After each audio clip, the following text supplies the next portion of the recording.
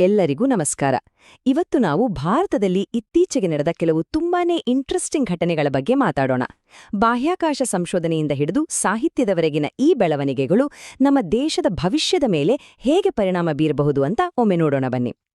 ಅಂದ್ರೆ ಬರೀ ಹೆಡ್ಲೈನ್ಸ್ ನೋಡೋದು ಅಷ್ಟೇ ಅಲ್ಲ, ಈ ಘಟನೆಗಳೆಲ್ಲ ಒಂದಕ್ಕೊಂದು ಹೇಗೆ ಲಿಂಕ್ ಆಗಿವೆ ಮತ್ತೆ ಇದೆಲ್ಲ ಸೇರಿ ನಮ್ಮ ದೇಶದ ಒಂದು ದೊಡ್ಡ ಚಿತ್ರಣವನ್ನ, ಒಂದು ಬ್ರಾಡರ್ ಪಿಕ್ಚರ್ ಅನ್ನ ಹೇಗೆ ಕಟ್ಟಿಕೊಡುತ್ತೆ ಅಂತ ಅರ್ಥ ಮಾಡ್ಕೊಳ್ಳೋಕೆ ಟ್ರೈ ಮಾಡೋಣ.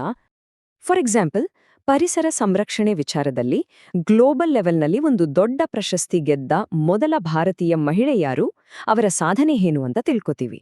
ಅಷ್ಟೇ ಅಲ್ಲ, ನಮ್ಮ ಸಾಹಿತ್ಯ ಲೋಕದಲ್ಲೇ ಒಂದು ಮೈಲಿಗಲ್ಲು ಅಂತ ಹೇಳಬಹುದಾದ ಒಂದು ಕ್ಷಣದ ಬಗ್ಗೆನೂ ನಾವು ಮಾತಾಡ್ತೀವಿ. ಮತ್ತೆ ಡೆಮಾಕ್ರಸಿ ಅಂದ್ರೆ ಪ್ರಜಾಪ್ರಭುತ್ವ ಎಲ್ರಿಗೂ ತಲುಪಬೇಕು ಅನ್ನೋ ನಿಟ್ಟಿನಲ್ಲಿ ಒಂದು ಬಹಳ ಮುಖ್ಯವಾದ ಹೆಜ್ಜೆ ಇಡಲಾಗಿದೆ. ಅದ್ರ ಬಗ್ಗೆನೂ ತಿಳ್ಕೊಳ್ಳೋಣ. ಸರಿ, ಹಾಗಿದ್ರೆ ತಡ ಯಾಕೆ? ಬನ್ನಿ ಒಂದೊಂದಾಡಿ ನೋಡೋಣ. ಮೊದಲಿಗೆ ಸೈನ್ಸ್ ಮತ್ತು ಎನ್ವೈರನ್ಮೆಂಟ್ನಿಂದ ಶುರು ಮಾಡೋಣ. ಸೆಕ್ಷನ್ 1, ಗಡಿಗಳನ್ನು ಮೀರಿ ವಿಜ್ಞಾನ ಮತ್ತು ಪರಿಸರ. ಇಲ್ಲಿ ನಾವು ಭಾರತ ಒಂದೇ ಸಮಯದಲ್ಲಿ ಆಕಾಶದ ಕಡೆಗೂ ನೋಡ್ತಾ ಭೂಮಿಯನ್ನ ಕಾಪಾಡೋ ಕೆಲ್ಸವನ್ನು ಹೇಗೆ ಮಾಡ್ತಿದೆ ಅಂತ ನೋಡೋಣ. ಇದು ಇವತ್ತಿನ ಒಂದು ದೊಡ್ಡ ಪ್ರಶ್ನೆ ಅಲ್ವಾ? ಒಂದು ಕಡೆ ಆಕಾಶದಲ್ಲಿರೋ ನಕ್ಷತ್ರಗಳನ್ನ ಮುಟ್ಟೋ ಕನಸು, ಇನ್ನೊಂದು ಕಡೆ ನಾವು ವಾಸಿಸೋ ಈ ಭೂಮಿಯನ್ನ ಕಾಪಾಡ್ಕೊಡೋ ಜವಾಬ್ದಾರಿ. ಈ ಎರಡನ್ನೂ ಬ್ಯಾಲೆನ್ಸ್ ಮಾಡೋದು ಹೇಗೆ? ಭಾರತ ಇದನ್ನ ಹೇಗೆ ನಿಭಾಯಿಸ್ತಾ ಇದೆ?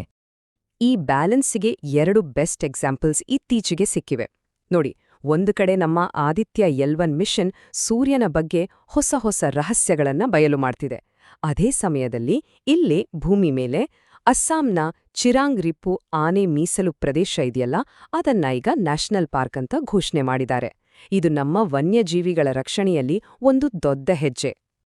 ಈ ಸಾಧನೆಗಳನ್ನ ಸ್ವಲ್ಪ ಡೀಟೇಲ್ ಆಗಿ ನೋಡೋದಾದ್ರೆ, ನಮ್ಮ ಆದಿತ್ಯ-L1 ಇದೆಯಲ್ಲ, ಅದು ಸೋಲಾರ್ ಫ್ಲೇರ್ಸ್ ಅಂದ್ರೆ ಸೌರ ಜ್ವಾಲೆಗಳ ಮೂಲ ಯಾವುದು ಅಂತ ಹೇಳ್ತಾರಲ್ಲ, ಆ ಸೋಲಾರ್ ಕರ್ನಲ್ಗಳ ಮೊದಲ ಫೋಟೋ ಕಳಿಸಿದೆ.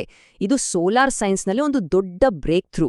ಇನ್ನು ಭೂಮಿ ಮೇಲೆ ಬಂದ್ರೆ, ಚಿರಾಂಗ್ ರಿಪು ನ್ಯಾಷನಲ್ ಪಾರ್ಕ್ ಆಗಿದ್ರಿಂದ ಅಲ್ಲಿನ ವನ್ಯಜೀವಿಗಳಿಗೆ ಇನ್ನಷ್ಟು ಸೇಫ್ಟಿ ಸಿಗತ್ತೆ.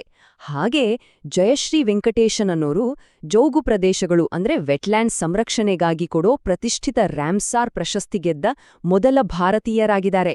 ಅಂದ್ರೆ ತಳಮಟ್ಟದಲ್ಲಿ ಕೆಲಸ ಮಾಡೋರಿಗೂ ಈಗ ದೊಡ್ಡ ಮನ್ನಣೆ ಸಿಗ್ತಿದೆ. ಓಕೆ, ಈಗ ಸೈನ್ಸ್ ಬಿಟ್ಟು ಮುಂದಿನ ವಿಷಯಕ್ಕೆ ಹೋಗೋಣ. ಸೆಕ್ಷನ್ 2, ಶ್ರೇಷ್ಠತೆಯನ್ನು ಆಚರಿಸುವುದು, ಕಲೆ ಮತ್ತು ಆಲೋಚನೆಗಳು. ಸೈಂಟಿಫಿಕ್ ಪ್ರೋಗ್ರೆಸ್ ಜೊತೆಗೆ ನಮ್ಮ ದೇಶದ ಬೌದ್ಧಿಕ ಮತ್ತು ಕಲಾತ್ಮಕ ಸಾಧನೆಗಳು ಕೂಡ ಅಷ್ಟೇ ಇಂಪಾರ್ಟೆಂಟ್ ಅಲ್ವಾ? ಭಾರತೀಯ ಸಾಹಿತ್ಯದಲ್ಲಿ ಜ್ಞಾನಪೀಠ ಪ್ರಶಸ್ತಿಗಿಂತ ದೊಡ್ಡ ಗೌರವ ಇನ್ನೊಂದಿಲ್ಲ. ಇದು ಎಷ್ಟು ಪ್ರತಿಷ್ಠಿತ ಅಂದ್ರೆ, ಇದನ್ನ ಯಾವುದೋ ಒಂದು ಪುಸ್ತಕಕ್ಕೆ ಕೊಡಲ್ಲ, ಬದಲಾಗಿ ಒಬ್ಬ ಲೇಖಕರ ಜೀವನ ಪರ್ಯಂತದ ಸಾಹಿತ್ಯಿಕ ಸಾಧನೆಗೆ ಕೊಡುವ ಗೌರವ ಇದು. ಈ ಸಲದ ವಿಶೇಷತೆ ಏನು ಗೊತ್ತಾ? ಪ್ರಶಸ್ತಿಯನ್ನ 2 ದಿಗ್ಗಜರಿಗೆ ಹಂಚಲಾಗಿದೆ. ಒಬ್ರು ಉರ್ದುವಿನ ಲೆಜೆಂಡರಿ ಕವಿ ಗುಲ್ಜಾರ್, ಇನ್ನೊಬ್ರು ಸಂಸ್ಕೃತದ ಮಹಾನ್ ವಿದ್ವಾಂಸ ಜಗದ್ಗುರು ರಾಮಭದ್ರಾಚಾರ್ಯ. ಇದು ನಿಜಕ್ಕೂ ನಮ್ಮ ದೇಶದ ಭಾಷಾ ವೈವಿಧ್ಯತೆ ಮತ್ತು ಸಾಹಿತ್ಯದ ಶ್ರೀಮಂತಿಕೆಗೆ ಸಂದ ಒಂದು ದೊಡ್ಡ ಗೌರವ ಅಂತಾನೆ ಹೇಳ್ಬೋದು. ಸಾಹಿತ್ಯದಲ್ಲಿ ಮಾತ್ರ ಅಲ್ಲ, ಟೆಕ್ನಾಲಜಿ ಮತ್ತೆ ಮ್ಯಾಥಮ್ಯಾಟಿಕ್ಸ್ ಕ್ಷೇತ್ರಗಳಲ್ಲೂ ಕೂಡ ಶ್ರೇಷ್ಠ ಸಾಧಕರನ್ನ ಗುರುತಿಸಲಾಗ್ತಿದೆ ನೋಡಿ. ಕಂಪ್ಯೂಟಿಂಗ್ ಫೀಲ್ಡ್ನ ನೊಬೆಲ್ ಅಂತಾನೆ ಕರೆಯೋ ಟ್ಯೂರಿಂಗ್ ಪ್ರಶಸ್ತಿ, ಹಾಗೆ ಗಣಿತದ ಏಬೆಲ್ ಪ್ರಶಸ್ತಿಗಳನ್ನು ಇತ್ತೀಚೆಗೆ ಘೋಷಣೆ ಮಾಡಿದ್ದಾರೆ. ಅಂದ್ರೆ ಜ್ಞಾನದ ಅನ್ವೇಷಣೆಗೆ ಗ್ಲೋಬಲ್ ಲೆವೆಲ್ನಲ್ಲೂ ಮನ್ನಣೆ ಸಿಗ್ತಲೇ ಇದೆ. ಸರಿ, ಈಗ ಮುಂದಿನ ವಿಭಾಗ ಸೆಕ್ಷನ್ 3, ಒಳಗೊಳ್ಳುವ ಭವಿಷ್ಯ, ಸಬಲೀಕರಣ ಮತ್ತು ಸಮಾನತೆ. ಈಗೊಂದು ಪ್ರಶ್ನೆ. ಸೈನ್ಸ್, ಆರ್ಟ್ಸ್ ಇದರಲ್ಲಿ ಎಲ್ಲ ಪ್ರಗತಿ ಸಾಧಿಸಿದ್ರೆ ಸಾಕೆ? ಈ ಪ್ರಗತಿಯ ಲಾಭ ಸಮಾಜದ ಕಟ್ಟಕಡೆ ವ್ಯಕ್ತಿಗೂ ತಲುಪಬೇಕಲ್ವಾ? ಎಲ್ಲರನ್ನೂ ಒಳಗೊಳ್ಳೋ ಭವಿಷ್ಯವನ್ನ ನಾವು ಹೇಗೆ ಕಟ್ಟೋದು? ಇದಕ್ಕೆ ಒಂದು ಅದ್ಭುತ ಉದಾಹರಣೆ ಇಲ್ಲಿದೆ ನೋಡಿ. ಹೈದರಾಬಾದ್ನ ಬೇಗಂಪೇಟೆ ರೈಲ್ವೆ ಸ್ಟೇಷನ್. ಏನಿದ್ರ ಸ್ಪೆಷಾಲಿಟಿ ಅಂದ್ರೆ, ಈ ಸ್ಟೇಷನ್ ಅನ್ನ ಈಗ ಕಂಪ್ಲೀಟ್ ಆಗಿ ಮಹಿಳಾ ಸಿಬ್ಬಂದಿಯೇ ನಡೆಸ್ತಾ ಇದ್ದಾರೆ. ಇದು ಮಹಿಳಾ ಸಬಲೀಕರಣದ ದಾರಿಯಲ್ಲಿ ಒಂದು ತುಂಬಾನೇ ಪವರ್ಫುಲ್ ಮತ್ತು ಸ್ಫೂರ್ತಿದಾಯಕ ಹೆಜ್ಜೆ. ಇದು ಯಾವುದೋ ಒಂದು ದಿನದ ಘಟನೆ ಅಷ್ಟೇ ಅಲ್ಲ. ಮಹಿಳೆಯರಿಗೆ ಆರ್ಥಿಕ ಸ್ವಾತಂತ್ರ್ಯ ಸಿಕ್ಕಾಗ ಅದು ಅವರ ರಾಜಕೀಯ ಮತ್ತು ಸಾಮಾಜಿಕ ಜೀವನದಲ್ಲಿ ಭಾಗವಹಿಸೋಕೆ ಹೇಗೆ ದಾರಿ ಮಾಡಿಕೊಡುತ್ತೆ ಅನ್ನೋದಕ್ಕೆ ಇದೊಂದು ಉತ್ತಮ ಉದಾಹರಣೆ. ಎಕನಾಮಿಕ್ ಎಂಪವರ್ಮೆಂಟ್ ಇಂದ ಸೋಷಿಯಲ್ ಇಕ್ವಾಲಿಟಿಯ ಕಡೆಗೆ ಹೋಗೋ ದಾರಿಯಿದು.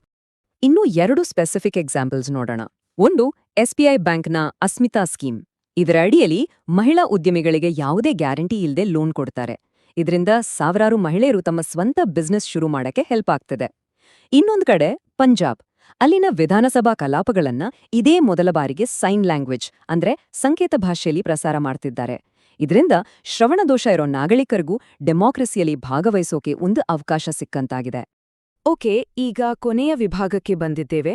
ಸೆಕ್ಷನ್ 4 ಜಾಗತಿಕ ವೇದಿಕೆಯಲ್ಲಿ ಭಾರತ, ಶ್ರೇಯಾಂಕಗಳು ಮತ್ತು ಗ್ರಹಿಕೆಗಳು. ನಮ್ಮ ದೇಶದೊಳಗಿನ ಈ ಎಲ್ಲಾ ಬೆಳವಣಿಗೆಗಳು ಗ್ಲೋಬಲ್ ಸ್ಟೇಜ್ನಲ್ಲಿ ಹೇಗೆ ಕಾಣಿಸ್ತಿವೆ? ಇಡೀ ಪ್ರಪಂಚ ಭಾರತವನ್ನ ಹೇಗೆ ನೋಡ್ತಾ ಇದೆ?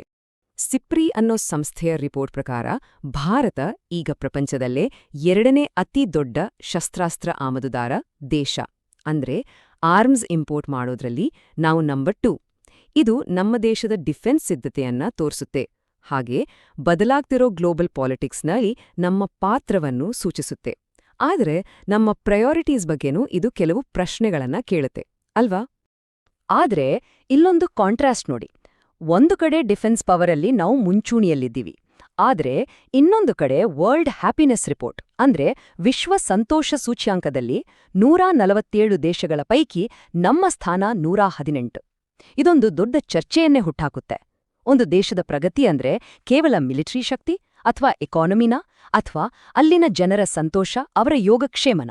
ಯಾವುದು ಮುಖ್ಯ? ಹಾಗಾಗಿ ಸೂರ್ಯನ ಜ್ವಾಲೆಯಿಂದ ಹಿಡಿದು ಸಾಹಿತ್ಯದ ಗೌರವದವರೆಗೆ, ಮಹಿಳೆಯರು ನಡೆಸೋ ರೈಲ್ವೆ ಸ್ಟೇಷನ್ನಿಂದ ಹಿಡಿದು ಗ್ಲೋಬಲ್ ರ್ಯಾಂಕಿಂಗ್ಸ್ವರೆಗೆ ನಾವು ನೋಡ್ತಾ ಇರೋದು ಒಂದು ಕಾಂಪ್ಲೆಕ್ಸ್ ಚಿತ್ರಣ. ತುಂಬನೇ ವೇಗವಾಗಿ ಬದಲಾಗ್ತಿರೋ ಭಾರತದ ಚಿತ್ರ. ಇಲ್ಲಿ ಸಾಧನೆಗಳಿವೆ, ಅದರ ಜೊತೆಗೆ ಸವಾಲುಗಳೂ ಇವೆ. ಇವೆಲ್ಲ ಬರೀ headlines.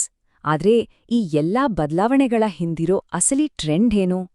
Bharat ತನ್ನನ್ನೊಂದು global super power ಆಗಿ ನೋಡ್ಕೋತಿದ್ಯಾ ಅಥವಾ ತನ್ನ ಜನರ ಯೋಗಕ್ಷೇಮಕ್ಕೆ ಹೆಚ್ಚು ಆದ್ಯತೆ ತೊಡೋ ಒಂದು ರಾಷ್ಟ್ರವಾಗಿ ರೂಪುಗೊಳ್ತಾ ಇದೆಯಾ?